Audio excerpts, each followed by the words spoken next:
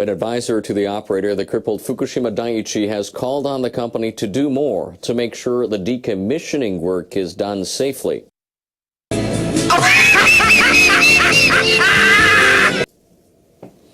Tokyo Electric Power Company has asked a panel of experts to monitor its efforts in the wake of the nuclear accident 3 years ago. Utility officials explained they had experienced a series of problems with a system designed to remove radioactive substances from contaminated water. Officials said they have yet to escape the vicious circle of relying on makeshift systems, which often lead to new troubles. Former U.S. Nuclear Regulatory Commission Chairman Dale Klein said the staff at the Fukushima Daiichi plant lacks a culture of safety. This lack of a nuclear safety culture is demonstrated by you not expecting the unexpected.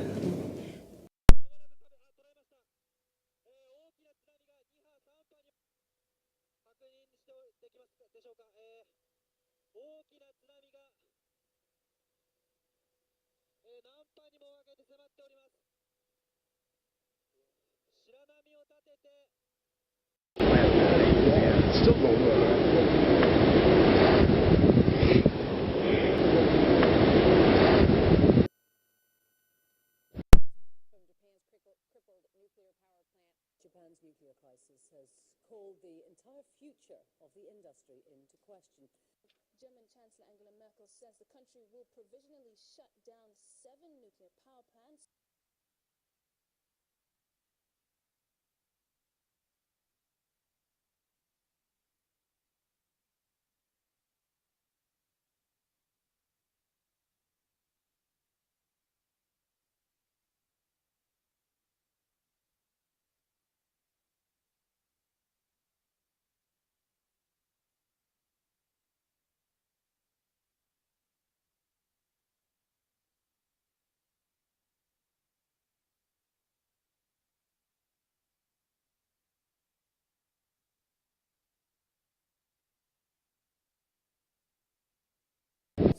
Executives at the company said they will seek expertise from abroad to improve their work in Fukushima Daiichi's unique circumstances. It is the 1st of the 5th, 2014. This is your radioactive reality. Day number 1147. E&E News. San Francisco Chronicle, unbelievable hordes of fish near California coast. Most birds, sea lions, dolphins, whales, anywhere. Expert off the charts pelican population, highly unusual, could reflect breeding failures elsewhere. Abnormal ocean conditions to blame? Question mark. What are all these things running from? And they're all accumulating, being pushed up against the coast. Now there's another story coming out of Australia about an ocean temperature anomaly and how the ocean has fluctuated up in temperature recently, spiking. We need to take into consideration that all of this radioactivity being released from Fukushima and Japan into the ocean every second of every day all produces heat. This stuff is still creating fission, okay, which produces heat, heating up the Pacific Ocean, changing the climate, the whole bit. I mean, we've got a big problem here, and everything's adding up. The insanity continues. Prestigious group of international scientists interested in risk to West Coast from Fukushima radioactive plume. Major concern for public health of coastal communities. Bioaccumulation potential in region must be understood. They can't hide it anymore. They can't hide it. It's here. It's in our face. It's been in our face. This town is dead. Local feels Fukushima plant could explode any minute. Yearly safe radiation levels exceeded in a matter of a few hours. TV Fukushima evacuees complain of health problems. Nearly 70% of households affected. They're forcing these people back. NHK officials admit it may be impossible to stop leaking at Fukushima reactors. All this produces heat, pumping into the Pacific every second of every day. We'll be investigating bottom of containment vessels for holes. 3 years later, government asking engineers from outside Japan for help with melted fuel. It's been in the ground for 3 years. Good luck, boys. Good luck. Japan TV radioactive release was up to 500 times larger than thought for Fukushima reactor. Surprising surge in radiation levels before explosions. Our understanding of what happened at plant is very limited. There's a video attached with this story. I highly advise you watch it. Basically, what they do for nuclear power plants is they pump steam into cold water, and that steam shrinks and catches the radioactivity so the bubbles don't make it to the surface, kind of thing.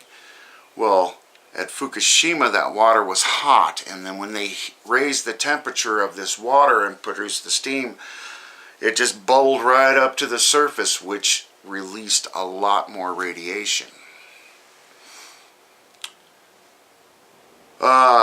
USA Today, radiation tripled in some albacore tuna off West Coast after Fukushima.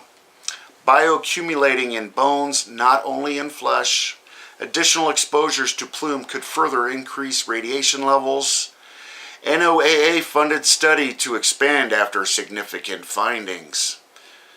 And the NOAA is just another alphabet soup. We're not going to get crap that they don't want us to know out of them.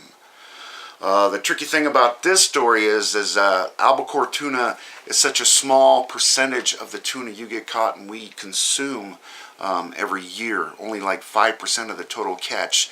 And they did a very limited run on these tuna. So the games continue and they're still going to juggle, and we're never really going to know the true numbers because these guys just keep going on and on and on with the lie. That's about all I got for you today. Of course, if I missed anything, please let me know. Attach your comments or your videos down below. Enjoy while you can, everybody. People in charge of a nuclear facility in southwestern Japan may be one step closer to resuming operations. The Sendai nuclear power plant in Kagoshima Prefecture has entered the final stage of a new safety screening process. Kyushu Electric Power Company operates the Sendai plant. Executives have submitted a revised report to regulators outlining the safety measures they're adopting.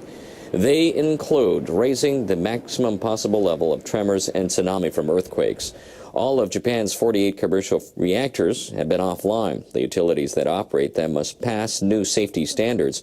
Regulators imposed them after the Fukushima nuclear accident 3 years ago. The reactors at the Sendai plant will likely be the first to gain approval to resume operations. Regulators plan to complete a safety assessment for the plant by the end of May, and approval could come as early as the end of June.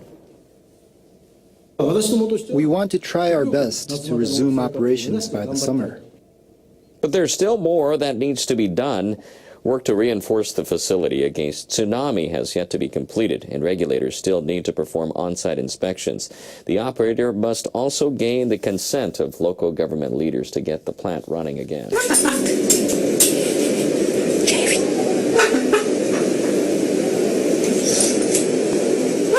The World Health Organization have sounded another alarm about so-called superbugs. They warn strains of bacteria resistant to drugs have spread to every corner of the globe, and they say antibiotics could eventually become useless.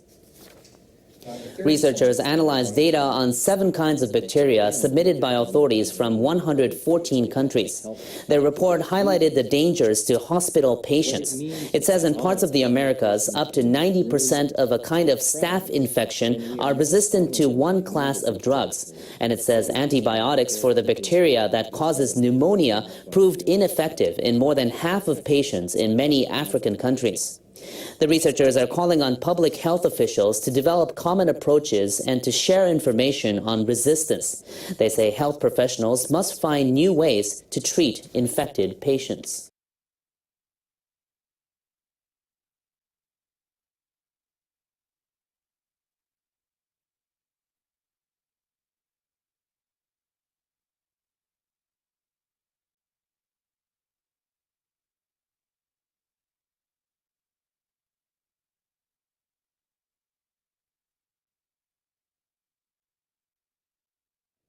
Thousands of people have celebrated the opening of this year's tourist season at the gateway to Japan's Northern Alps.